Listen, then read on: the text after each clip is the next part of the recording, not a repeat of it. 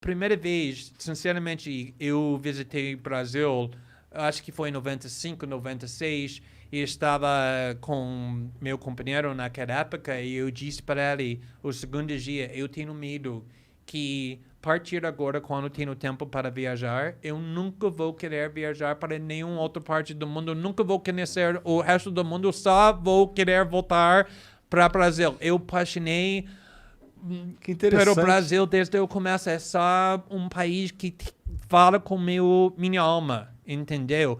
E eu não apaixonei pelas praias glamorosas na Ipanema, ou Leblon, ou sites turísticos, mas apaixonei com a cultura, com o povo, com a sentimento aqui, com a história, com o potencial, com a diversidade. O Brasil é única. E não sei, sou muito. Eu acho que tem sempre imigrantes para um país, porque vocês nasceram aqui, eu escolhi Brasil. Eu não nasci aqui. Então, eu acho que quando você é imigrante, quando você escolhe um país, você é muito otimista sobre o país. E até agora, eu sinceramente acredito que esse potencial pode ser solto. E quando é solto, finalmente, acho que o Brasil vai explodir. Porque não tem um país como o Brasil no mundo todo.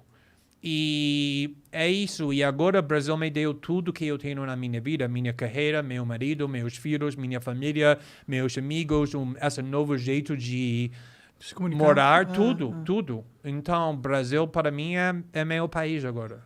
Foda demais, cara. Pô, obrigado por escolher o Brasil, então. Não, obrigado por ter esse país assim, porque na realidade salvou minha vida, entendeu? Eu estava morando em Nova York como advogado.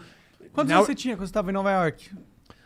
Olha, você conhece Nova York muito bem? Não, nunca fui lá. Só fui pra Los Angeles uma vez. Então, Duas. a energia de Nova York é muito intensa. Todo mundo competindo o tempo todo, competindo. Mesmo para ir para uma rua para outra, exige muito energia. Às vezes, quando eu vou lá, eu estou muito cansado depois de 15 minutos. Só pensando, olha, sou carioca agora, eu não posso aguentar esse frio. Eu não quero lutar com pessoas para chegar na outra. Eu não quero correr. Eu quero ficar na Havaianas, andando na praia. Isso é que eu sou agora. Mas tudo é sobre carreira, sobre sucesso, sobre dinheiro, sobre...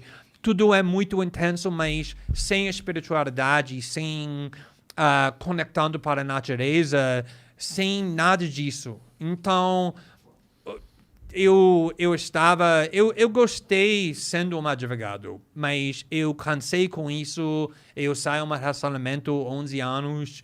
Então, eu tinha 36 anos, estava nessa crise da vida, no meio da vida. E eu aluguei um apartamento 7 semanas no Brasil.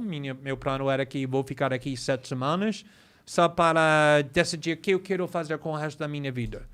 E o primeiro dia, eu cheguei aqui de noite, eu acordei, o primeiro dia fui para a praia, encontrei David. Primeiro dia? Primeiro dia. E, olha, eu sou um homem gay, eu estava no Rio, eu não estava procurando um relacionamento, muito menos um casamento ficando no Rio de Janeiro. É a última coisa que eu estava procurando. Mas a gente não pôde controlar o amor. E encontramos, e naquela primeira semana nós sabemos que fomos criados para outra. E 17 anos depois, estamos inseparáveis. Da hora. Então, 17 anos. tudo funciona muito bem para mim aqui. Você que incentivou ele pra política? Ele sempre quis? Ele era da política quando vocês começaram? Ele odiava política. É muito engraçado, porque o David, ele cresceu no Jacarezinho. Ele nunca... Eu sou de lá também. No Jacarezinho? Então, você entende muito bem, mas como ele cresceu, ele nunca conheceu o pai dele. O mãe dele faleceu quando ele tinha 5 anos, então ele cresceu como órfão. Ele parou de estudar com 13 anos, porque foi forçado de trabalhar, para sustentar. E a mulher que acolheu ele, tentou crescer ele, tinha 6 filhos próprios dela, foi doméstica, foi muito difícil a vida. Então, ele nunca, quando eu encontrei ele naquela época eu lembro muito bem quando os jornalistas famosos ou políticos famosos visitaram Rio, ou nós estamos viajando e eu disse, precisamos jantar com essa pessoa famosa. E ele disse, não, por favor, vocês vão discutir política a noite toda, vai ser muito chato, não quero fazer isso. Ele queria evitar política muito. E de repente, quando ele foi detido em Londres, em 2013, e depois disso foi Virou uma envolvido chave no nele. protestos, ele entendeu que, ok, talvez você queira evitar política, mas política não vai te evitar. É impossível evitar política no nosso mundo. E ele começou fazendo protestos, ativismo, e ele tem...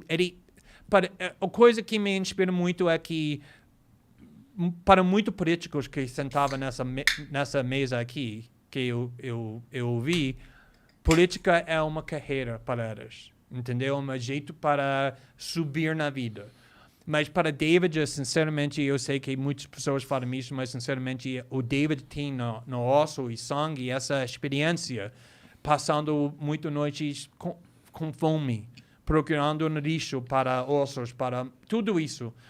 E ele agora está pensando que é uma oportunidade de ajudar as pessoas que cresceram com ele. A família dele ainda mora na Jacarezinho.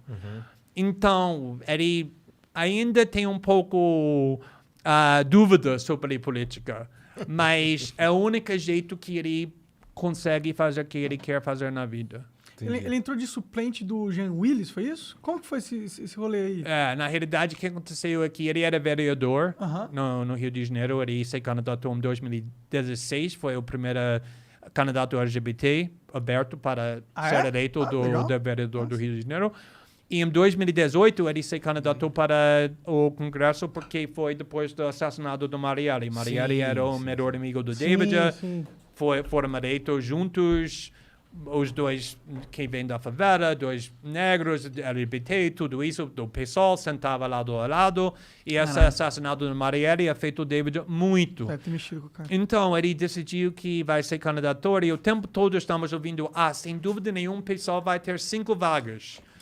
Ganhar 5 vagas, porque e nós sabemos que o David não conseguiu ganhar Freixo, Talíria, Glauber, nem Jean. Então, a única chance para David vai chegar na 5º lugar. Isso foi nosso objetivo.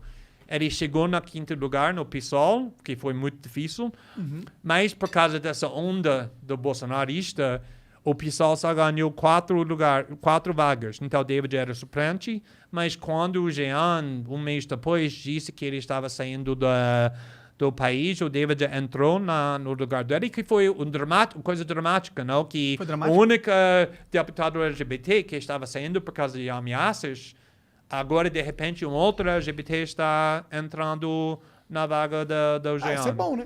Foi muito bom. Se tá sendo LGBT, foi, pelo menos mas isso não é o todo mundo quer falar, David é o deputado LGBT, mas na cabeça dele, ele não é o deputado LGBT. Ele é o deputado da povo. Ser humano.